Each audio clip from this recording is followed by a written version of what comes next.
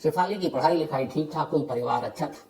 College में उसकी एक लड़के से दोस्ती हुई, दोनों में प्यार हुआ और दोनों ने फिर शादी करने का फैसला कर लिया और दोनों की शादी हो गई।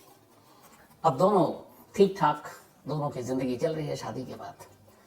तभी एक रोज शेफाली और उसके हस्बैंड ने यह तय किया कि उनके पास एक और फ्लैट था, उस फ्लैट को बेच देते हैं। और ये फ्लैट जो था ये इसी गुरुग्राम फरीदाबाद रोड पर था, एक अपार्टमेंट में। तो शेफाली और उसके पति ने इस फ्लैट को एक शख्स को बेचा जिसका नाम था विक्रम चौहान। विक्रम चौहान लगभग शेफाली की उम्र का। अब फ्लैट खरीदने के बाद विक्रम चौहान उसी अपार्टमेंट में आ गया जिसको शेफाली ने बेचा था, और शेफाली उसी सोसाइटी में एक और फ्लैट भी था उसका अपना, तो वहीं रहती थी। तो बेचने के बाद भी वो उसी सोसाइटी में और खरीदने के बाद विक्रम चौहान अपने फैमिली के साथ वहीं आकर रहने लगा। अब डेली सुबह मॉर्निंग वॉक के दौरान विक्रम और शेफाली की मुलाकात होती, फिर सोसाइटी के कुछ फंक्शन होते तो मुलाकात होती। धीरे धीरे लोग दोनों सोसाइटी में मिलने लगे। मिलने के बाद बातचीत शुरू हुई। बातचीत के बाद धीरे धीरे दोनों करीब आए और दोनों में प्यार हो गया। अब यहां तक सब कुछ ठीक था, लेकिन इस प्यार के साथ एक दुश्वारी थी। दुश्वारी ये कि शेफाली की शादी हो चुकी थी, ऑलरेडी उसका कभी बॉयफ्रेंड रहा कॉलेज में वो दोस्त, अब उसका पति था।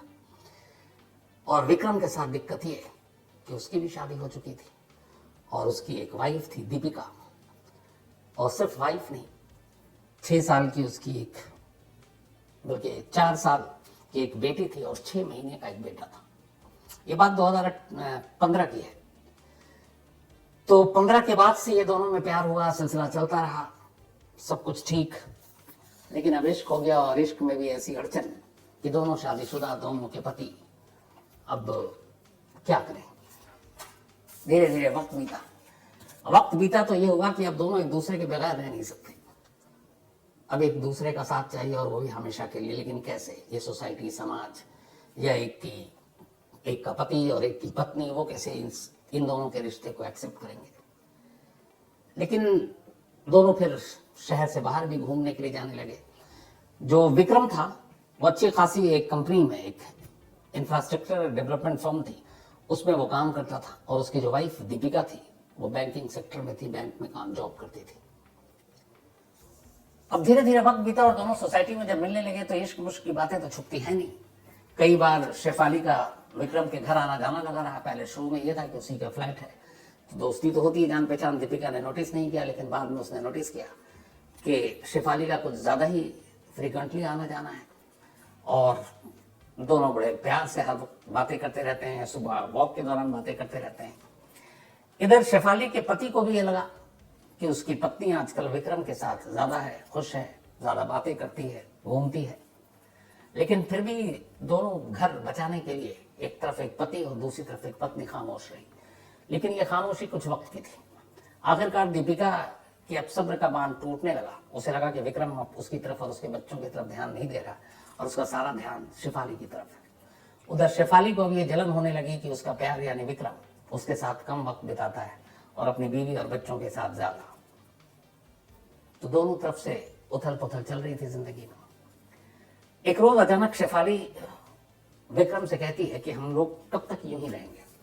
जब प्यार किया तो एक काम करते हैं, दोनों शादी कर लेते हैं। पहले तो विक्रम चौंका, लेकिन फिर उसे लगा कि बात तो सही है, प्यार करते हैं। और विक्रम सच में शेफाली से प्यार करता था, तो वो भी वही चाहता था जो शेफाली के मुंह से बात निकली। उसने कहा ठीक है, लेकिन अब दोनों, एक अपने पति का और दूसरे अपनी पत्नी का क्या करें। तो ये तय हुआ कि दोनों घर वालों से बात करते हैं। शेफाली अपने पति से बात करेगी और विक्रम अपनी पत्नी से, और दोनों डिवोर्स दे देते हैं, तलाक ले लेते हैं, और फिर दोनों आजाद, दोनों अपनी शादी करके एक नया जहान बसाएंगे। दोनों इस बात पर राजी हो गए। अब धीरे धीरे शेफाली ने अपने हस्बैंड को बताना शुरू किया, और उसने कहा मेरी जिंदगी में कोई और आ गया है, मैं शायद उसके साथ खुश रहूंगी, तो हम दोनों अपनी जिंदगी को अलग अलग कर लेते हैं, तुमसे मुझे डिवोर्स चाहिए। शेफाली के हस्बैंड को ये बात शायद पहले से मालूम थी। उसे लगा कि जबरदस्ती का प्यार ज्यादा दिन चलेगा नहीं, और शेफाली की खुशी में उसकी खुशी। आदमी निहायत शरीफ था, वो तैयार हो गया। उसने कहा जैसे तुम्हारी मर्जी, तुम जिस तरह से खुश रहना चाहो रहो। कॉलेज के जमाने की दोस्ती और इश्क था, पल में टूट गया। शेफाली ने उससे कहा ठीक है, हम लोग डिवोर्स की तैयारी करते हैं। इसके बाद ये बात अब शेफाली ने विक्रम को बताई कि मेरा पति जो है वो तैयार हो गया, अब तुम दीपिका को तैयार करो, अपनी बीवी को। मौका देखकर एक रोज विक्रम ने दीपिका से कहा कि अब मैं शेफाली के साथ अपनी जिंदगी बिताना चाहता हूं, तुम्हें तो पता है इश्क है, तो तुमको डिवोर्स देना चाहता हूं। दीपिका ने सुना तो उसे लगा कि चलो जब तक इश्क था शायद वापस रास्ते पर आ जाए, लेकिन आज तो इसने इंतहा कर दी। उसने कहा कि हमारे 2 बच्चे हैं, एक बच्चा तो अभी 6 साल का बेटा है, 4 साल की बिटिया है, क्या होगा उन दोनों का जब हम दोनों अलग हो जाएंगे। उसने बहुत समझाने की कोशिश की, विक्रम नहीं माना, टलता रहे, मानता नहीं, बात टलती रही। बीच में फिर विक्रम के पेरेंट्स को दीपिका ने ये बात बताई, कहा आप अपने बेटे को समझाएं। उनके पेरेंट्स आए, उन्होंने समझाया, फिर भी बात नहीं बनी। दीपिका ने अपने पेरेंट्स को बताया, उन्होंने विक्रम को समझाया, कोई बात नहीं बनी। जब बात नहीं बनी तो दीपिका लास्ट तक ये अड़ी रही कि ठीक है चाहे कुछ हो जाए, मैं तुम्हें डिवोर्स नहीं दूंगी, और जब तक तलाक नहीं होगा तब तक वो शेफाली से शादी नहीं कर सकता। अब ये बड़ा मसला आ गया, क्या करें। वो मनाता रहा, वो मानी नहीं, बीच में झगड़ा हुआ, कई बार उसने मारा पीटा भी दीपिका को। फिर इसी दौरान में कुछ वक्त बीता और इधर शेफाली अब लगातार दबाव डाल रही है और कह रही है कि तुम कुछ करो। अच्छा, ये लोग अक्सर घूमने भी जाते थे। विक्रम कहता था कि मैं कुछ कोशिश कर रहा हूं, जल्दी हमारी शादी हो जाएगी, लेकिन शेफाली के सब्र का बांध टूट रहा था।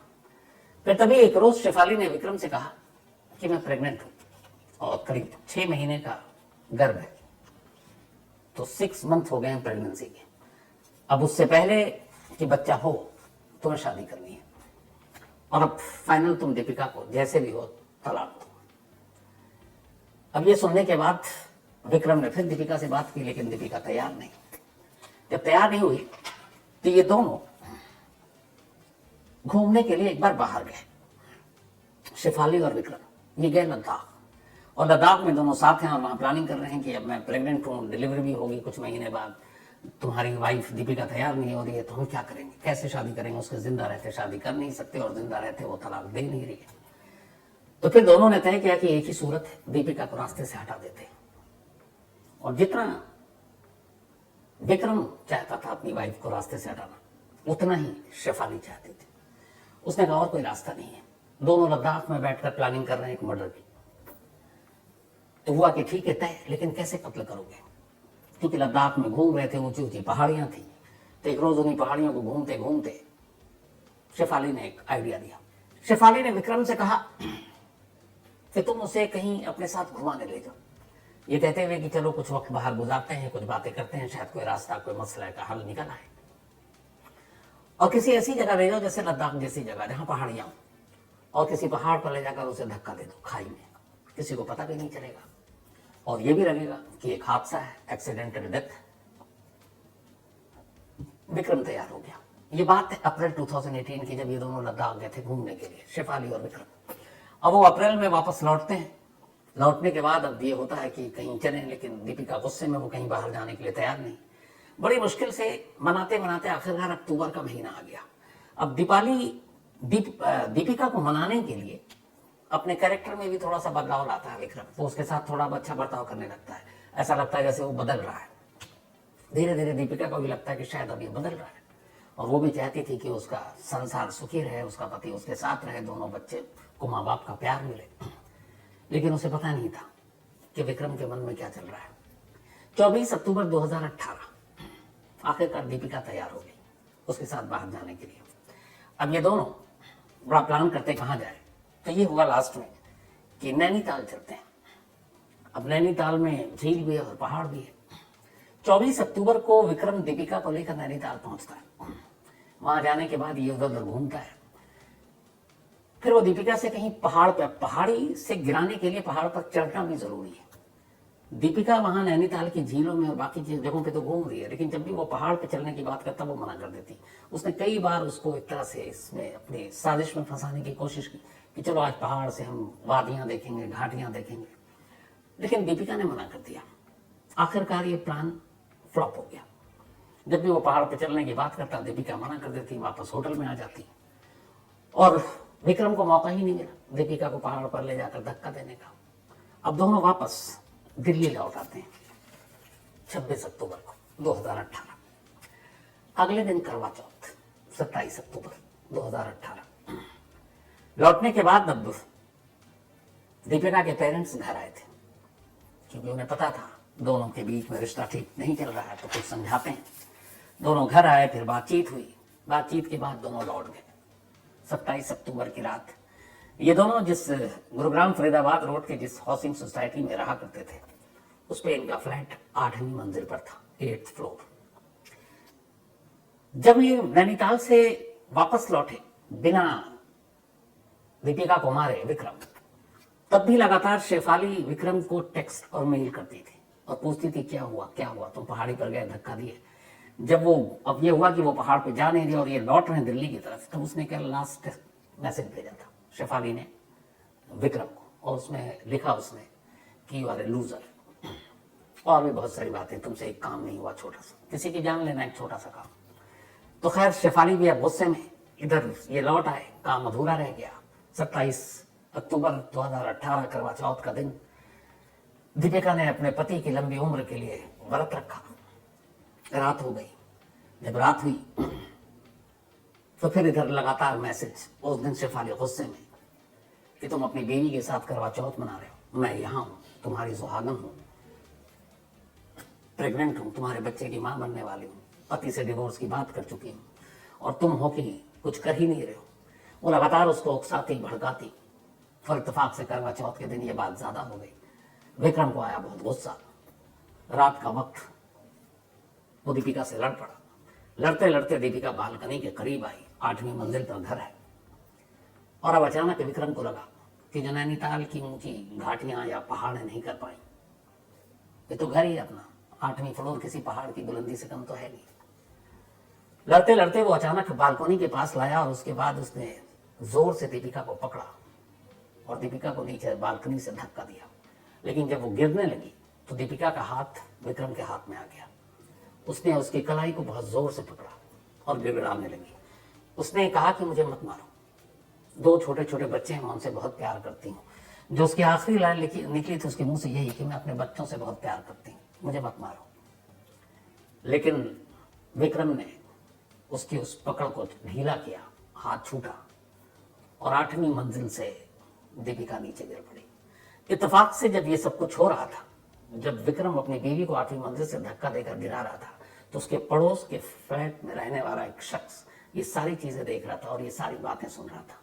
लेकिन इससे पहले कि वो रिएक्ट करता, दीपिका का हाथ छूट चुका था, वो नीचे गिर चुकी थी। विक्रम इसके बाद भागा भागा नीचे जाता है, शोर मचाता हुआ, रोता हुआ। फिर एम्बुलेंस आती है, उसको अस्पताल ले जाया जाता है, लेकिन मौत हो गई। उससे पहले, नीचे जाने से पहले, वो उस बालकनी के पास रखे कई गमलों वमलों को भी गिराकर तोड़ देता है। इसके बाद पुलिस आती है, पुलिस रिपोर्ट दर्ज करती है। वो कहता है कि हम लोग करवा चौथ के बाद यहाँ खड़े थे, अचानक वो खुश थी, फिर उसका बैलेंस गड़बड़ाया और वो बालकनी से नीचे गिर गई। मैं उसको बचाने के लिए आया, उस चक्कर में ये पॉट वॉट भी टूट गए, लेकिन मैं बचा नहीं पाया। पुलिस ने भी एक एक्सीडेंटल केस, एक्सीडेंटल डेथ का मामला दर्ज कर लिया। लेकिन अगले दिन फिर फादर आते हैं दीपिका के और वो पुलिस को बताते हैं कि मियाँ बीवी के बीच में पिछले कई वक्त से रिश्ते खराब थे और उसकी वजह एक लड़की शेफाली है। और पुलिस को डाउट होता है। पुलिस विक्रम के सारे मेल, फोन, मैसेजेस सब चेक करती है। जब चेक करती है तो उसी दौरान शेफाली के भी वो सारे मैसेज मिलते हैं, जिसमें वो सारी प्लानिंग थी कि कैसे ले जाकर नैनीताल से धक्का देना है, तुम लूजर हो, और फिर उस करवा चौथ के दिन कि आज ही मार डालो। उसका लास्ट मैसेज ये था कि उसे आज ही खत्म करना है, तुम्हें आज ही मार डालो उसे। जब ये सारी चीजें आई, 27 अक्टूबर की बात थी, 2 दिन के अंदर 29 अक्टूबर पुलिस ने विक्रम को अरेस्ट कर लिया। विक्रम के साथ शेफाली को भी अरेस्ट कर लिया। जब ये अरेस्टिंग की खबर आई तब वो पड़ोसी जो चुप था वो पुलिस के पास आता है और बयान देता है, कहता मैं उसका विटनेस हूँ, मैंने देखा है उसको बालकनी से धक्का देते हुए, मैंने उसकी चीख सुनी है, मैंने उसको गिड़गिड़ाते हुए सुना है कि मैं अपने बच्चों से प्यार करती हूँ, मुझे मत मारो। लेकिन इस शख्स ने उसका हाथ छोड़ दिया। एक चश्मदीद भी मिल गया। पुलिस ने सारा मुकदमा दर्ज किया और इन दोनों को अरेस्ट कर लिया। तफ्तीश के दौरान फिर ये भी पता चला कि विक्रम का एक भाई है, वो भी इस कत्ल की साजिश के बारे में जानता था, लेकिन विक्रम की गिरफ्तारी के साथ ही वो भाग गया। अब इन दोनों को गिरफ्तार करके जेल भेजा गया, उसके न्यायिक हिरासत में गए। लेकिन कुछ ही वक्त के बाद अदालत ने शेफाली को बेल दे दिया, जमानत पर बाहर। और वजह क्या थी कि वो प्रेग्नेंट है। तो एक गर्भवती महिला है, उसके साथ थोड़ी सी इंसानियत और नरमी बरतने की जरूरत है, इसीलिए उसको जमानत पर बाहर कर दिया गया। जबकि दीपिका के घर वालों ने ऑब्जेक्शन फाइल किया और कहा कि इस देश के जेलों में न जाने ऐसी कितनी सैकड़ों हजारों महिलाएं जो प्रेग्नेंट होते हुए जेल गई और जेल में बच्चों को जन्म दिया। जैसे दो तो मैं वैसे ही बता सकता हूँ, एक शबनम जिसकी कहानी सुनाई है, और एक जो रेणुराम पुनिया का केस हरियाणा का, उसने भी जेल में बेटे को जन्म दिया था। लेकिन यहाँ अदालत ने नहीं माना। अदालत ने कहा कि नहीं, वो प्रेग्नेंट है, उसके साथ हमदर्दी बरतने की जरूरत है। जिस शेफाली ने एक 6 महीने के बच्चे की मां और उसके 4 साल की बेटी जिसकी थी उसकी मां, उसको मारने में भरपूर मदद की, खुद उसका जब बच्चा पैदा होने वाला था तो उसको इसी ग्राउंड पर जमानत दे दी गई और वो जमानत पर बाहर आ गई, फिर उसने बच्चे को जन्म दिया। कानून भी कई बार बहुत अजीब चीज दिखाता है, आईना। क्या कीजिएगा।